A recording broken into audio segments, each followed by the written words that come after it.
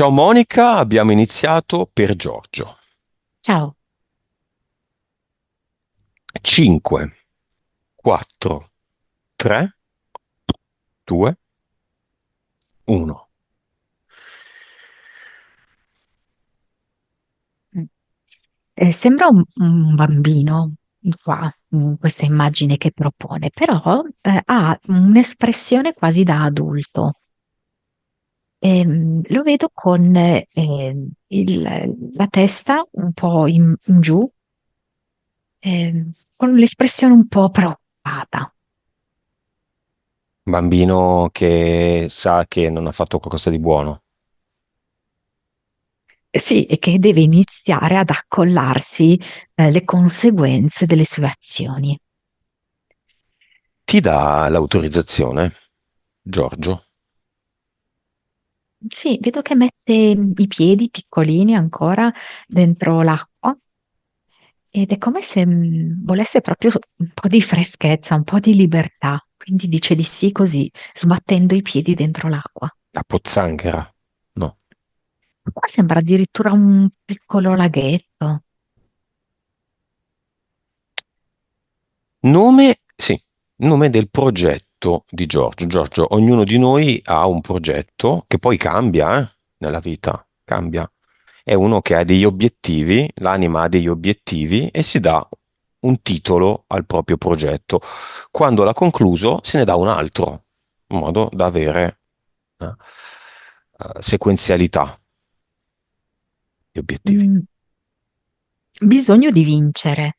L'anima lo sta proprio spingendo a vincere le sue difficoltà, i suoi blocchi e ad uscire dal buio in cui ora si trova.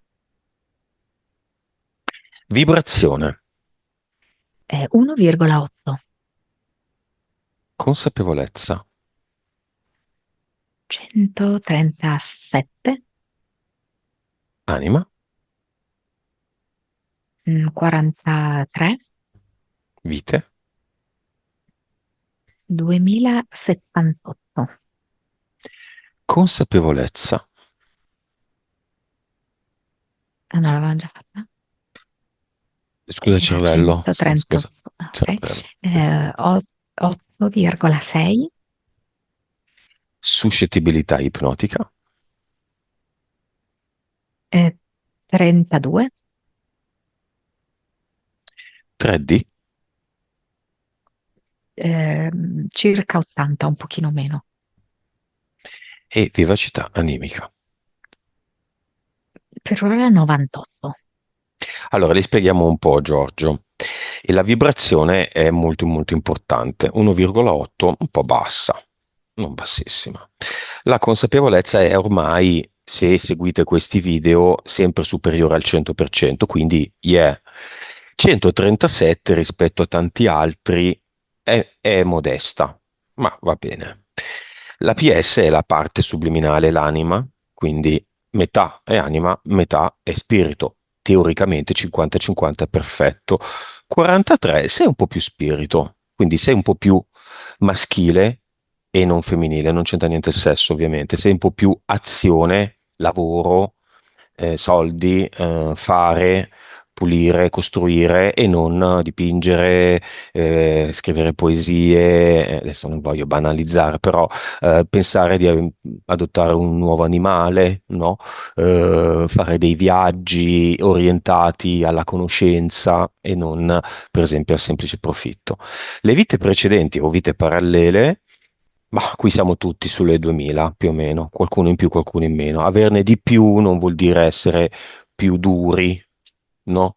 E averne di meno essere più evoluti. È vero che però con delle sessioni, persone che ne hanno fatte due o tre, le hanno tolte, perché hanno capito, le vite parallele sono tutte contemporanee, hanno capito tante cose molto bene e non hanno più bisogno di impegnare, tra virgolette, l'anima che comunque ha tutta l'energia e tutta la potenza che vuole, di impegnare l'anima su delle vite ridondanti, cioè delle vite ripetitive, perché molte vite hanno lo stesso insegnamento e quindi gliene toglie alcune.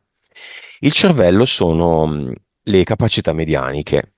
Partendo dall'ipotesi che si dice che utilizziamo solo una piccola parte del nostro cervello, sembra il 5-6%, abbiamo capito che questa percentuale può arrivare anche a 10, 12, 17, una volta 18, una roba del genere, con la coltivazione delle capacità medianiche. La lettura del pensiero, il movimento degli oggetti col pensiero, la lettura del pensiero degli animali, e mille altre. La suscettibilità ipnotica è quanto tu sei rilassato, quanto tu sei propenso ad andare in ipnosi. 32 è un po' bassa, 40 almeno abbiamo capito è il minimo. La 3D e la 4D. Allora, la 4D è dove vorremmo tutti andare. Se c'è ancora molta 3D, l'80%, c'è ancora un lavoro consistente da fare. E poi, secondo me, un dato che molti sottovalutano, la vivacità animica, cioè, nome così fittizio che io mi sono inventato, quanto uno vuole sapere come stanno le cose. mm?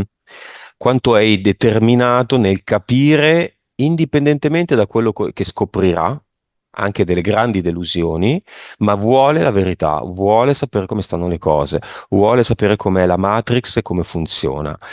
Per me dovrebbe essere per tutti il 100%. Vogliono assolutamente. Tu lo vuoi al 98%. Per cui vediamo. Nome dell'anima, Giacinto, il fiore, nome dello spirito. fuoco. Ok. Oh, molto curioso di vedere le entità eteriche. Prima è un serpente che crea diversi tipi di inganni, anche illusioni, diciamo, e alcune incomprensioni, vedo. Poi c'è un lupo, quindi un canide, che gli impedisce di andare oltre, cioè gli sbarra il cammino e lui si deve fermare a quel punto. Poi c'è un uomo del tempo che lo riempie di impegni e di responsabilità, tanto che lui risulta essere sempre molto indaffarato. Quindi c'è molto movimento, ma sempre sulla solita linea temporale, perché chiaramente l'uomo del tempo non vuole permettere che lui vada verso una linea temporale di maggior appagamento, libertà, no? E poi c'è il ragno che ha imprigionato Giorgio in una ragnatela che è fatta di credenze, che è fatta anche in un certo senso di abitudini apprese nel passato, di usi, di tradizioni presenti nel suo territorio, anche nella sua famiglia, e che quindi di fatto mh, si materializzano con entità di vario tipo. Basta. Ok? Però il generatore di questa ragnatela e quindi delle varie entità è questo ragno, no? Mm, sì, La prima, ricordami, scusami, prima del lupo? il serpente. Serpente. Ci sono degli esseri di luce. Sono tutte creazioni di questa ragnatela vibrante. È come se si vedesse questa ragnatela con tutte queste goccioline attaccate, le goccioline di rugiada che a volte prendono appunto le sembianze di angeli, altre volte di proprio anche manifestazioni luminose.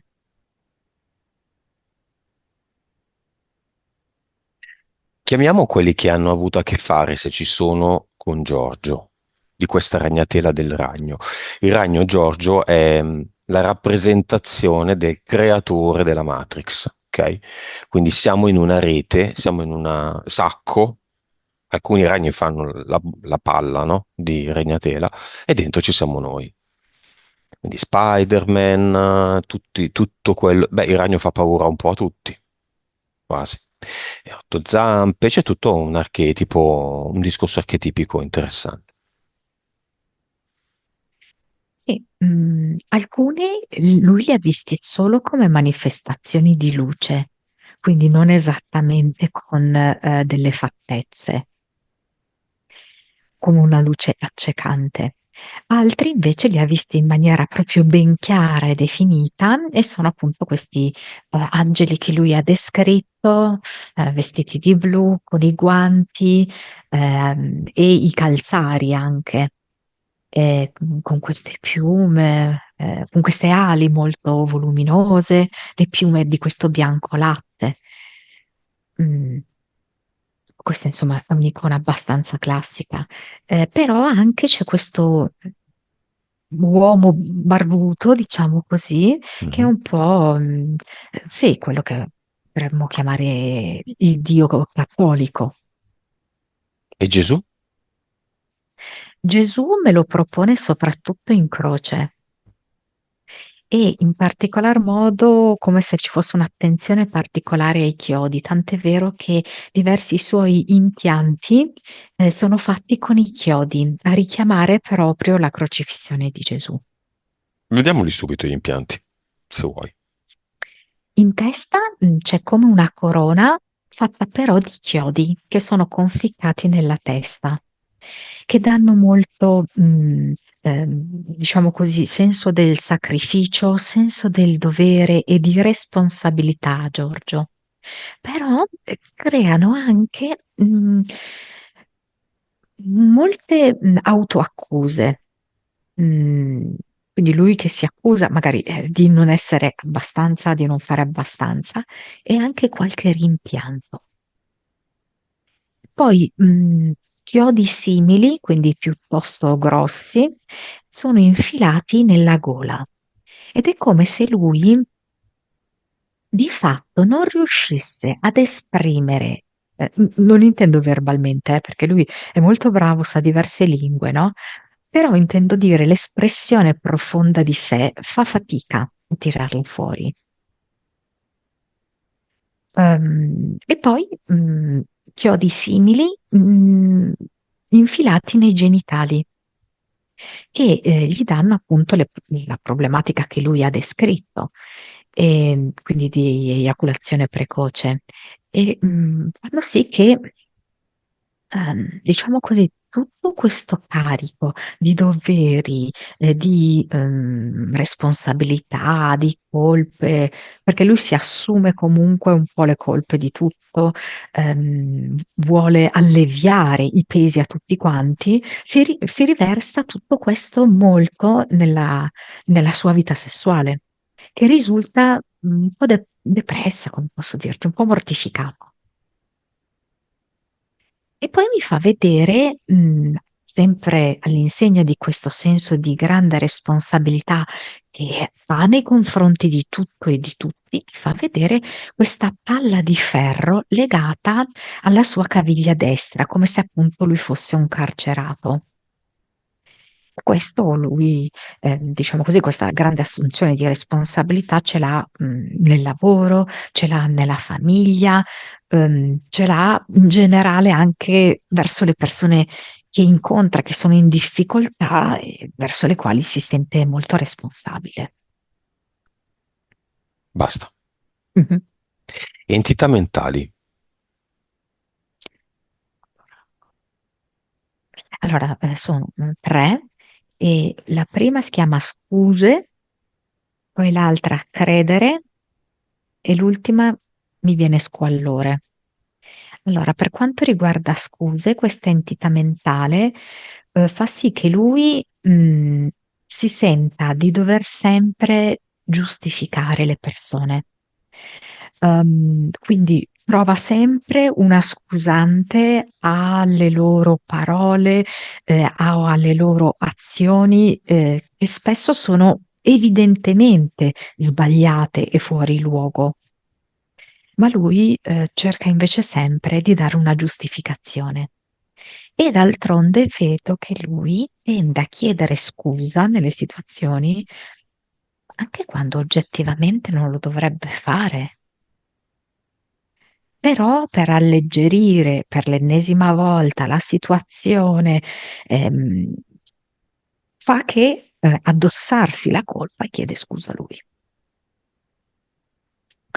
Livello? Questa qui Allora, dipende un po' dagli ambiti, no? E dipende anche dai periodi della sua vita. Diciamo che va, a volte 5, ma a volte raggiunge anche 7. Poi c'è credere, ed è un'entità mentale e gli fa credere in una serie di cose che lo indeboliscono. Quindi, per esempio, gli fa credere in una serie di entità che sono lì per far sì che lui continui a sacrificarsi e che devolva a loro le sue energie. Però allo stesso tempo è come se invece in questa entità mentale non gli fa credere in se stesso, proprio perché la sua fede, chiamiamola così, è molto rivolta verso l'esterno, non verso se stesso. Mm. E fa fatica a comprendere che in realtà a cambiare la vita è solamente lui, Livello? connettendosi alla parte ovviamente più forte e più pulita, più vera di se stesso. Livello qua, sempre 6.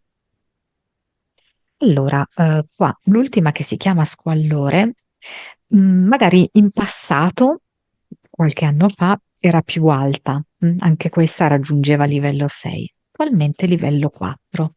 Ed è un'entità mentale che lo porta ad avere a che fare con persone che hanno dimenticato in un certo senso la bellezza e il valore della vita. Sono persone che sono proprio un po' rassegnate alla bruttezza, si sono arrese in qualche modo al dolore.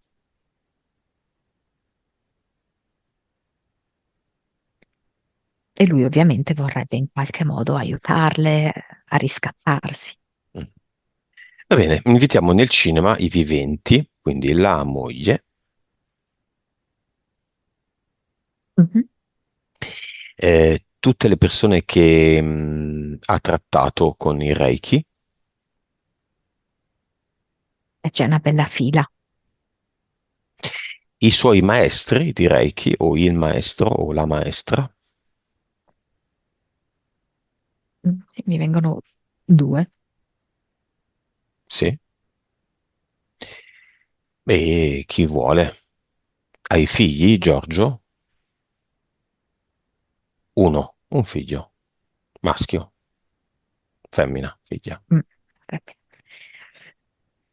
Ok, sì, sì, indubbiamente ci sono tutti. Va bene, poi invitiamo anche Gesù, che non è vivo, ma può venire lo stesso. Vorrebbe appunto proporsi così in croce. Vorrebbe raccontarci di come lui si è sacrificato per tutti quanti noi. Mm. Senza croce, solo Gesù,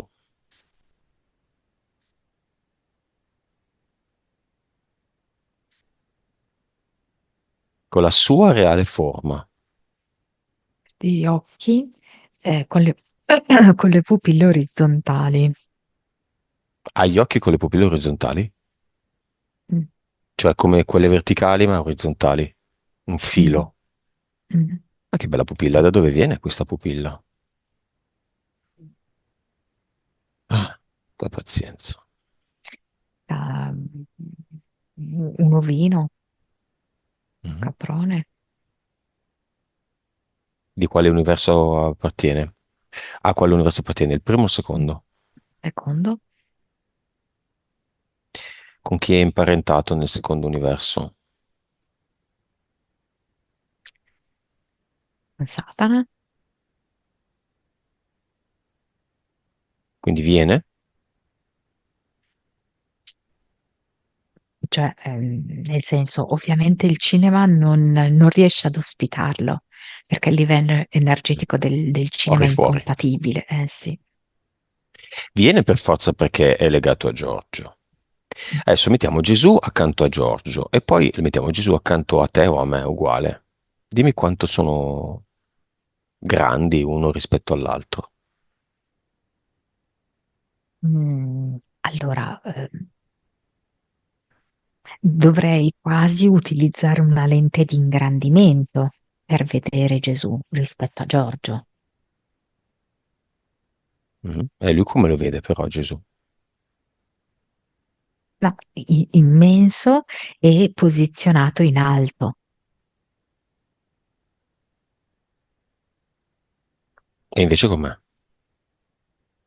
E lo vedo come, non so spiegarti, è una macchiolina nera, adesso io lo vedo così, no? Quasi come se fosse bidimensionale, e invece vedo appunto Giorgio molto grande. Ha l'anima Gesù? No, Causa esoterica dell'aver perso l'80% dell'uso dell'orecchio sinistro 20 anni fa. allora, da un punto di vista di entità, vedo proprio questo serpente che è come se sibilasse con forte insistenza all'interno del suo orecchio, provocando quasi uno spostamento, tanto è forte è stato questo suono, quasi degli ossicini interni all'orecchio. Da un punto di vista, diciamo così, del nostro piano, diciamo, di vita, lo vedo legata a delle questioni familiari. Ehm, allora, non tanto magari all'episodio che lui ci ha raccontato, no, di questo bambino abortito dalla madre in passato, però proprio come mm, è legato alla madre, però è come, non so dirti, perché è legata alla madre e al padre, al rapporto che c'era tra la madre e il padre. Come se lui a un certo punto, avesse avuto bisogno di togliersi da questa dinamica tra la madre e il padre, di non sentire più questa cosa.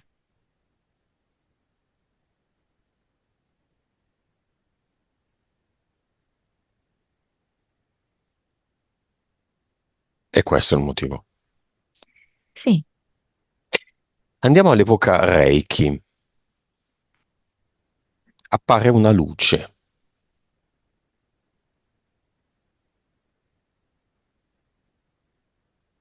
sì. Questa luce era stata proprio studiata per inviargli, diciamo così, questo messaggio nella mente che poi in effetti lui ha recepito. E da lì lui ha iniziato a frequentare il corso di Reiki e si è sentito molto motivato e ha fatto tutto in maniera molto entusiasta, molto veloce e ha iniziato a praticare presto. Quindi era proprio una di queste emanazioni luminose che provengono proprio dalla ragnatela del ragno, che doveva essere il là per agganciare il più possibile le energie di Giorgio. Lui inizia ad aiutare le persone, si sente bene, ne aiuta tante. Un giorno però subisce un attacco alla testa e da quel giorno i trattamenti sono molto ridotti, sebbene sempre 4-5 al mese. Una forma di trattamento Reiki anche un po' personalizzata. Mm. Mm. Qui quando aveva avuto a che fare con una donna in effetti molto problematica, con una vibrazione molto bassa e con delle interferenze molto grosse. Allora, ti dico che questo qua era tipo un po' un fuori programma, nel senso che in realtà il percorso di Giorgio avrebbe previsto che lui continuasse con i suoi molteplici trattamenti, non con questa grande batosta, perché in realtà ha fatto sì che lui poi andasse a rallentare la sua attività. Quindi ti dico che per assurdo questa è stata una strategia dell'anima, Eh, ovviamente molto violenta, per far sì che lui iniziasse un po' a distaccarsi. mm, mm, mm, mm. In quel preciso momento non c'era un altro modo. perché lui in realtà cosa faceva? Lui traeva molto beneficio dal vedere che le persone lo cercavano, che c'erano dei miglioramenti, eccetera, quindi continuava su questa strada qui. Quindi ha dovuto ricevere questa mazzata per rallentare un po'. Sospettavo anche io che fosse un'attività dell'anima. Quella stronza, no? Tutti dicono sempre. In realtà siamo noi, nel bene e nel male. La causa esoterica dell'eiaculazione precoce, va bene, è l'impianto. Ma a monte qual è?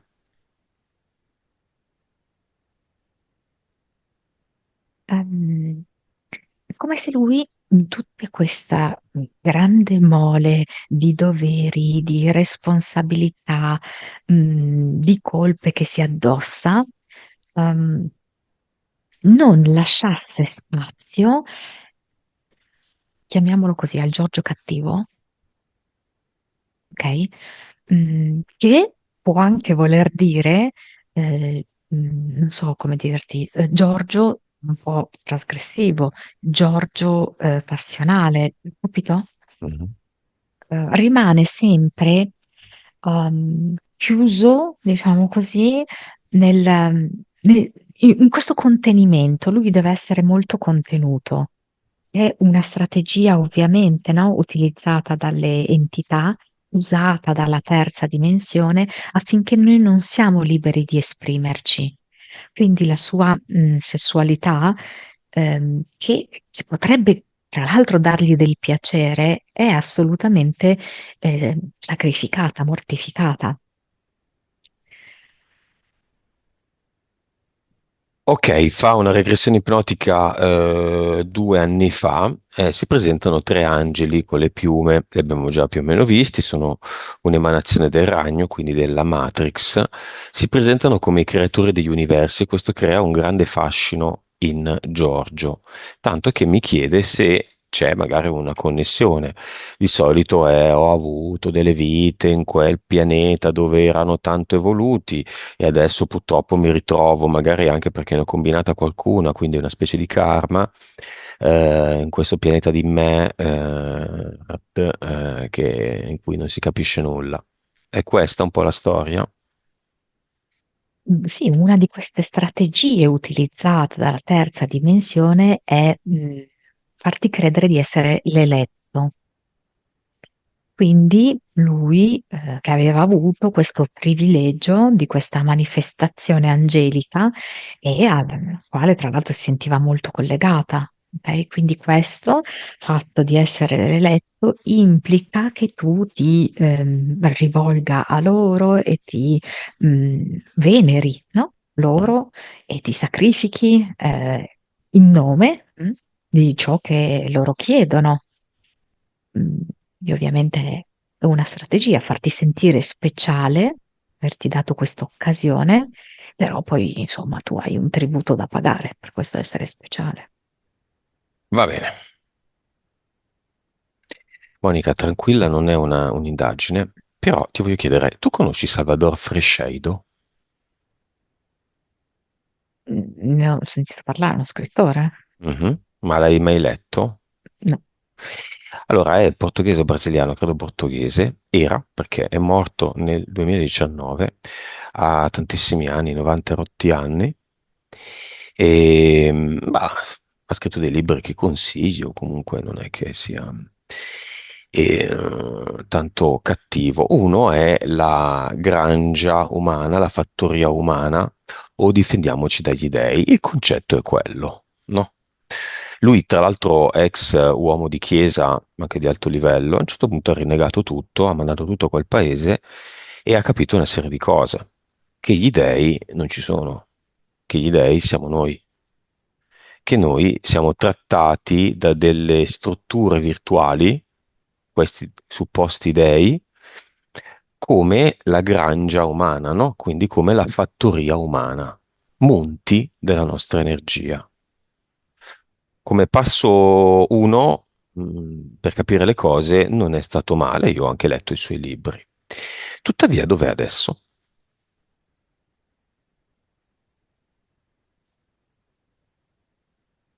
Visto che di libri ne ha scritti tanti, gliene hanno fatti scrivere tanti. Chi era? Allora, io lo vedo nella teca, nella famosa teca di questi personaggi di imperitura memoria, diciamo, no? Mm? Anche perché ovviamente ha creato comunque una svolta importante, no? Mm, Era spagnolo in realtà, non mm. portoghese. Io però lo vedo ancora legato a questo grande falconiforme nero, Di nome? Big Master, e in effetti lui, no? Si è proposto come comunque un grande maestro, no? In un certo senso anche rivoluzionario nell'esprimere questi pensieri. Aveva Però l'anima? sì, secondo me sì. Mm. Però è come se fosse stato concordato, cioè gliel'hanno fatto fare. Perché è come se questo gioco in realtà avesse anche delle scadenze, per cui a un certo punto devono essere assolte e rivelate delle verità. E pertanto vengono scelti, no, dei personaggi che in un modo o nell'altro le possono rivelare queste verità. Mm, Però non lo vedo svincolato dal potere, cioè lo vedo dentro al potere, dentro al sistema del potere. Mhm. Massoneria? Sì, sì, sì, questo sì, sicuramente. E di l'ordine? Mi fa vedere un colore rosso, non so, Spagnola? uno scudo, uno scudo, c'è una croce rossa. Qual è, Monica, la vera ragione per cui questi personaggi legati alla massoneria, c'è anche la valanga, no? Per dire, a un certo punto dicono delle cose, non potevano stare zitti? Io una teoria ce l'avrei, ma tu cosa vedi?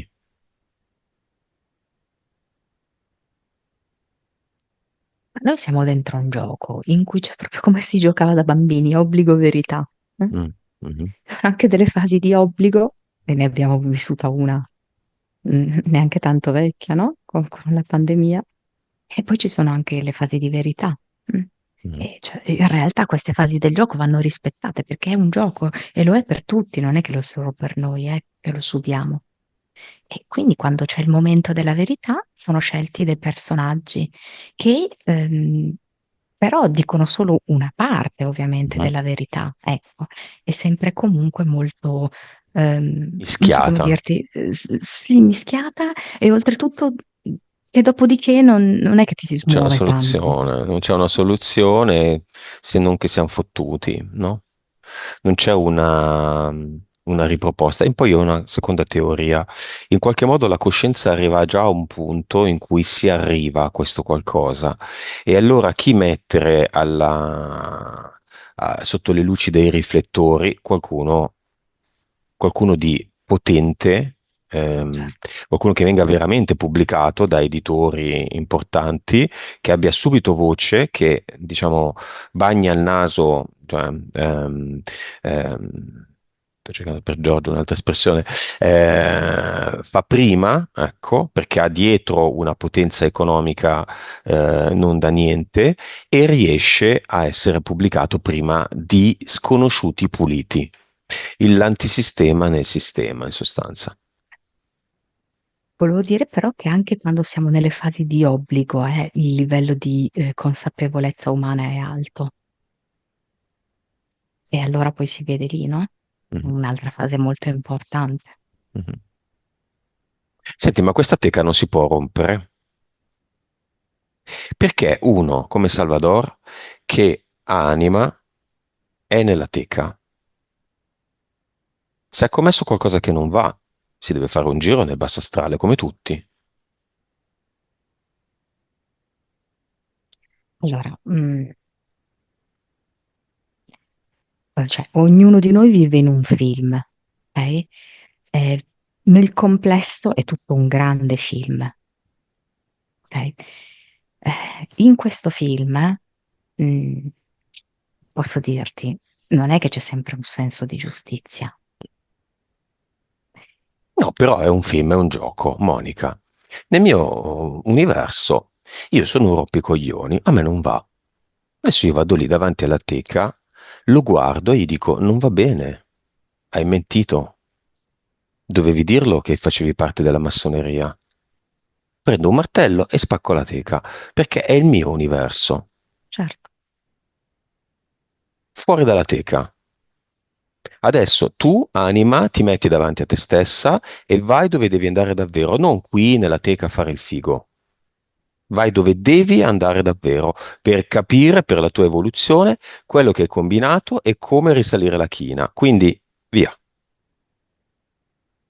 Non c'è nessun senso di giustizia, anzi, in realtà c'è, che è quello dell'anima, che vince su tutto.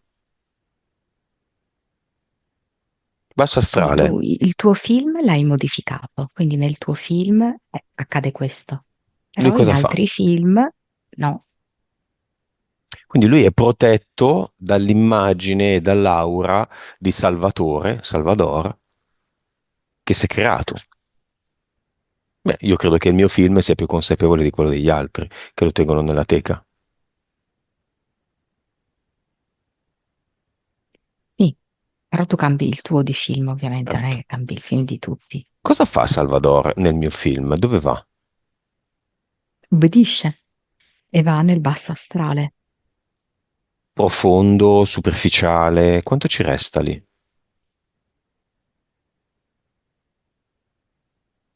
Allora, vedo mm, mm, che parte dal profondo, però per un breve periodo, e poi si ferma in un livello intermedio.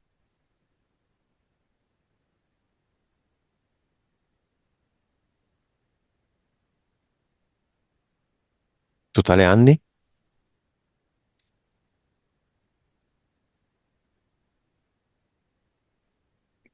Viene 50. Bene.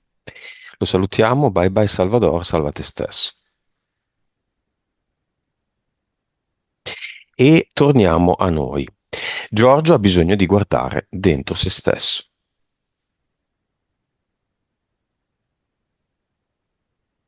Come lo fa?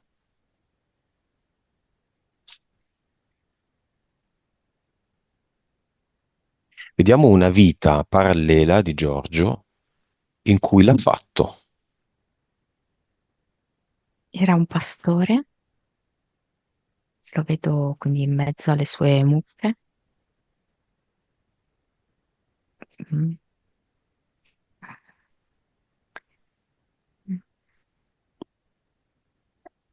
Ed è proprio in grado, forse attraverso questi animali, forse attraverso le montagne, il prato, mm, di sentire la sua essenza. Poi è un tutt'uno, con tutti questi elementi, con il latte delle mucche.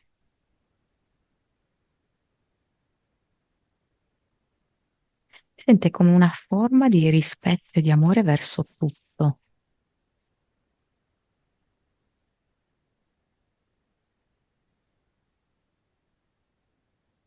È credente. Crede nella vita, crede nell'amore. E nel paese non parlano male di lui, visto che non va in chiesa, evidentemente, a dare la sua energia. Questo sì, sicuramente. Se ne fotte. Lui si sente dalla parte del giusto e del vero, quindi sì, certo, se ne frega. Quanto vibra in generale questo pastore? Lui è molto felice di quello che fa, di quello che e è molto, lo vedo sereno, è intorno ai 300-350. E la sua consapevolezza? è oltre i 200. Questa, Giorgio, è una delle tue vite parallele, sei tu. Quindi l'idea che tu adesso hai dei valori un po' bassi o che non è collegabile al fatto che sei un perdente, no? In un'altra parallela sei un boom. Quindi anche questa. Sei sempre tu. Interessante questa considerazione. Sei sempre tu.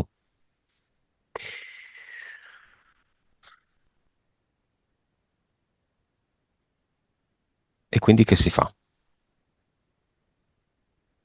Cosa vuole fare Giorgio? Innanzitutto chiamiamo i due disincarnati. Uno non so se sarà disincarnato, l'aborto di sua madre, e l'altro il cognato.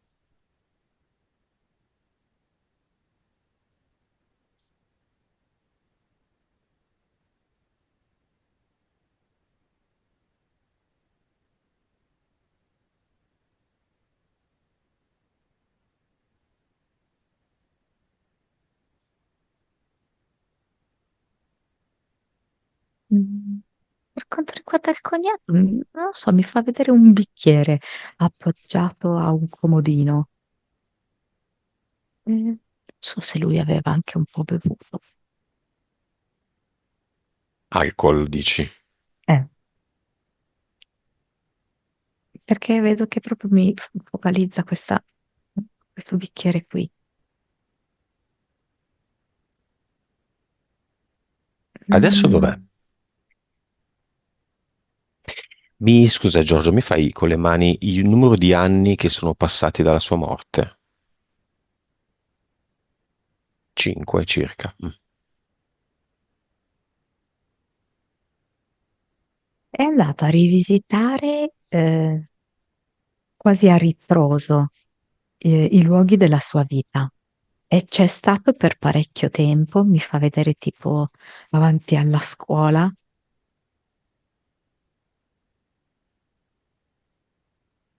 poi mi fa vedere, è stato molto anche al cimitero. Ma si è tolto la vita? Io penso di sì,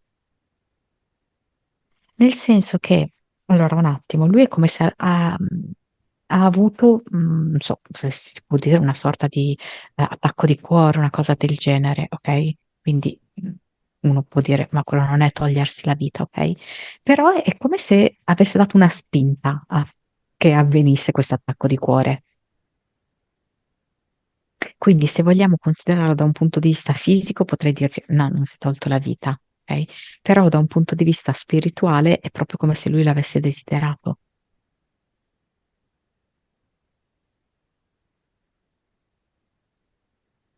E adesso dov'è?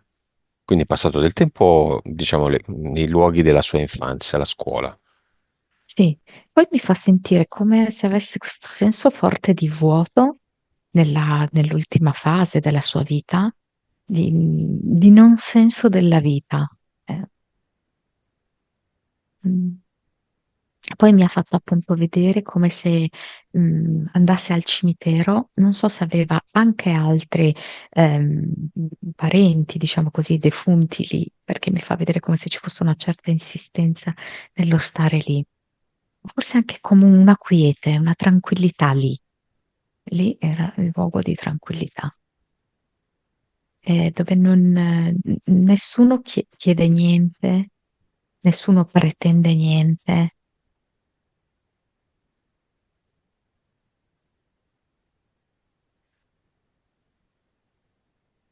Ed è Ricon- come se Mm? ho dovuto fare una specie di, chiamiamolo corso, di comprendere l'importanza dell'occasione vita, perché lui l'aveva un po' persa, Chi l'ha tenuto questo corso? chiamiamolo corso, Mm? Ehm, delle anime che, diciamo così, chiamiamole più evolute, che hanno compreso maggiormente certe dinamiche dell'esistenza, Che vanno e vengono dal portale aureo o che sono fuori dal portale aureo? che vanno e vengono, sì, certo. e che in qualche modo offrono assistenza, per usare i nostri termini. Mhm. Sì, mi fa proprio sentire come se a un certo punto era diventato un po' indifferente. E quella gli hanno fatto capire che è stata un po' un'occasione sprecata, un aver dimenticato l'amore. Quindi lui ha come ripercorso poi tutto il resto della sua vita. Ma credo anche che avesse attuato questa dinamica forse con la sorella di Giorgio, come se a un certo punto Sì. non la dassi per scontata, avesse perso valore proprio. Cosa vuole dire alla sorella di Giorgio, l'ex moglie compagna sua? Moglie, credo. Ho visto che ho sbagliato tante cose. Non vedevo più la tua scintilla, ma perché non vedevo più la mia scintilla? Credo in qualche modo di averti liberato da me. Mm, non, aspetta, non ci sia, non so perché uso questa parola, non ci sia assunzione di nessuna colpa da parte tua.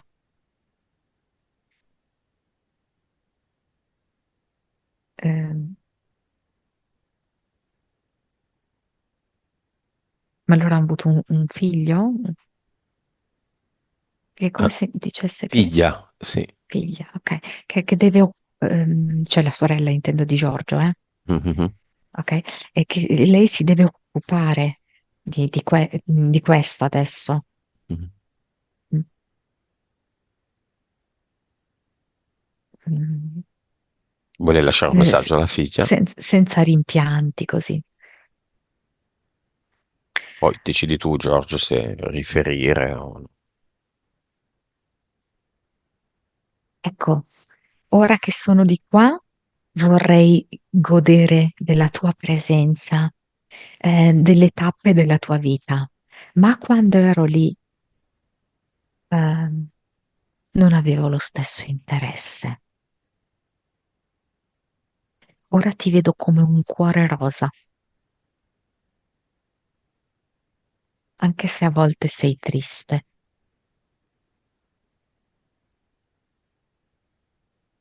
dolce e triste.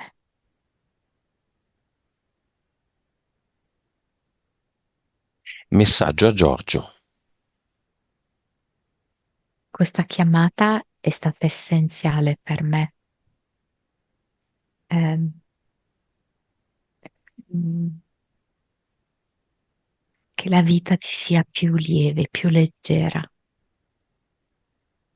È come se gli desse una corda da saltare che è diversa dalla corda che usava prima Giorgio per saltare. Come se la sua vita prima lui saltasse una corda di quei cavi di ferro pesanti, era la sua corda. Invece adesso gli ha dato una corda classica, no? Per fare gli allenamenti.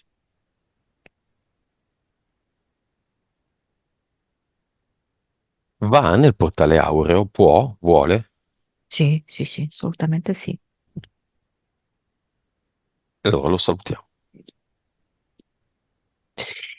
L'aborto precedente la nascita di Giorgio esiste come disincarnato?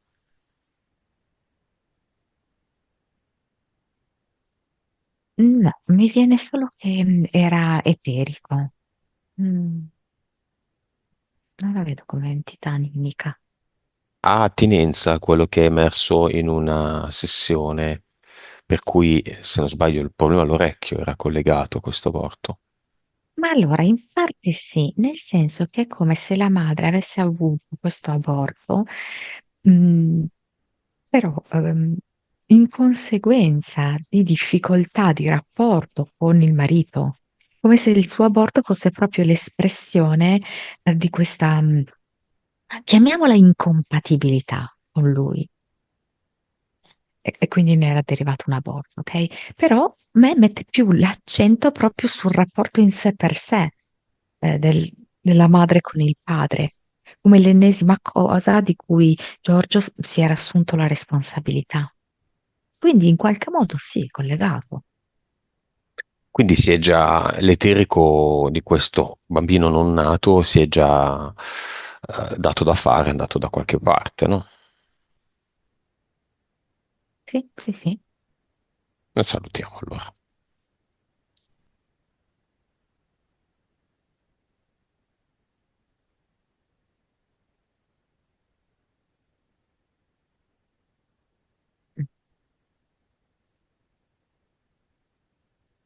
Sì? Andiamo alla cluster con Giorgio. Il posto in cui Giorgio hai tutti i tuoi contratti che tu hai stabilito, sì, con le entità, ma di fatto con te stesso. Essendo tu Dio il capo, tu fai un gioco con te stesso e usi le entità che provano a dirti che sono loro le tue creatrici, loro le dee, gli dei, ma che sono solo dei qua, cioè dei raccontafrottole, dei raccontabugie.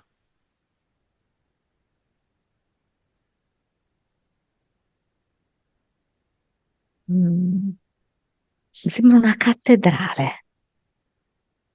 cattedrale gotica molto scura, molto seriosa, austera,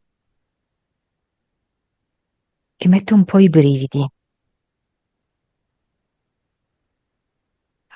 Sento Giorgio che invece vorrebbe respirare in maniera più tranquilla, vorrebbe provare delle emozioni di liberazione, di leggerezza e quindi si sente oppresso da questa cattedrale, che è quella poi che conserva, che rappresenta i suoi contratti che lo limitano. Mhm, In particolar modo è come se lui sentisse il peso del legame con il padre.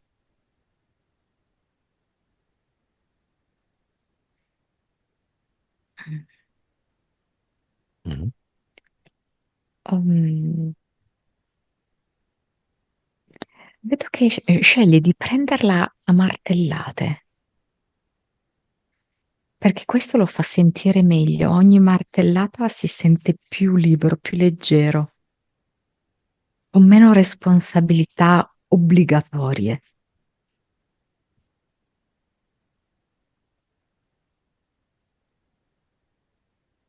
Toglie tutto e mette una ad eternum. Il suo ad eternum è come rappresentato, anche per il suo lavoro, non so, viene un sorriso meraviglioso, ehm, scintillante.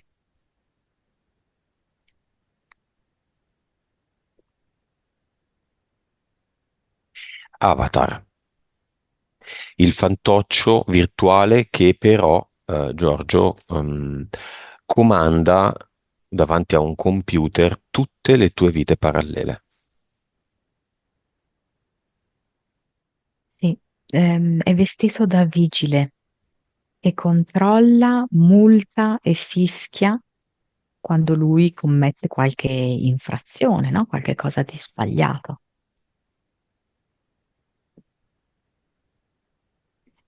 Giorgio dice che adesso vuole stabilire lui le regole della sua vita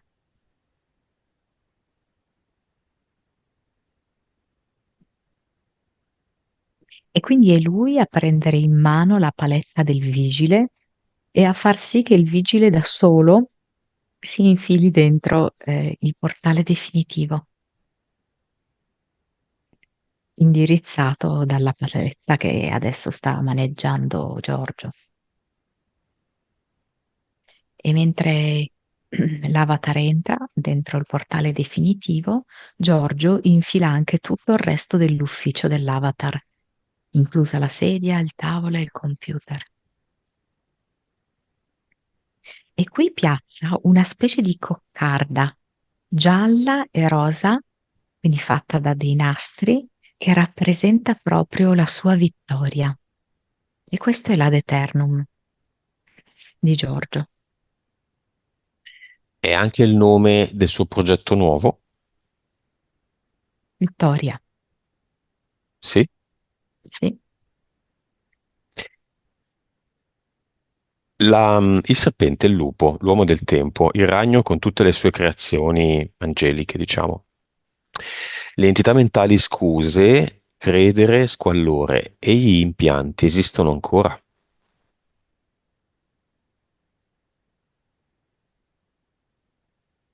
No, Nuova vibrazione. tiene 207. Mm. Quasi come il pastore, no? Della vita parallela. Consapevolezza. Capito? 163. Hai capito cosa? No, no, ho visto che lui ha capito tutta una serie di cose. Mm. Cioè?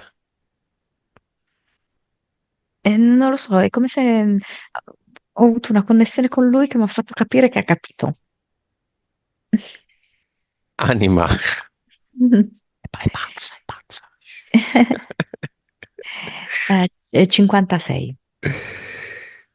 Magari fossi pazzo anche io come te, accidenti. Vite precedenti. 1867. Cervello, 9,3. suscettibilità ipnotica. 50. Mm. 3D, 42. vivacità animica. Mm, 100 adesso. Ottimi voti. Da scarsini a ottimi. Nuovo Giorgio, chi ha intorno? Dei, doveri di trattamenti reiki da espletare, creatori degli universi blu, Gesù, Maria e Giuseppe, o cosa? Allora, vedo da un lato l'acqua, da un lato un cristallo tipo che tiene in mano e dall'altro vedo che c'è figlia e non so, un cane. La moglie? Aspetta, effettivamente anch'io mi stavo chiedendo, e la moglie? È un po' più indietro, è dietro a lui. Allora, è un pochettino destabilizzata,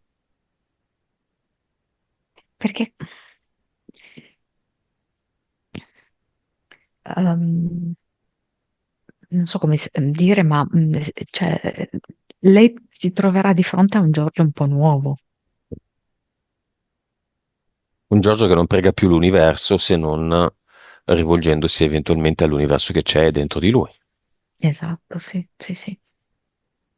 che in effetti è un universo, Oh sì, così in alto, così in basso, ma al di là di quello ha tanto di quello, di quelle cose da scoprire dentro di sé che si dimenticherà tutto quello che ha fatto finora.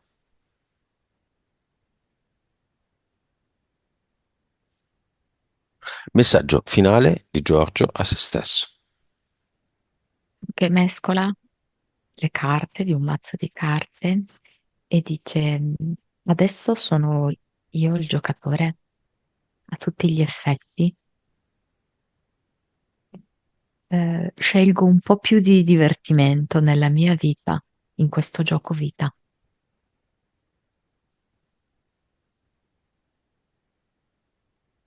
E sento come una sensazione di calore, di luce questa volta che proviene dal sole e di luce che proviene da se stesso. Lui che adesso inizia a connettersi davvero con la propria anima.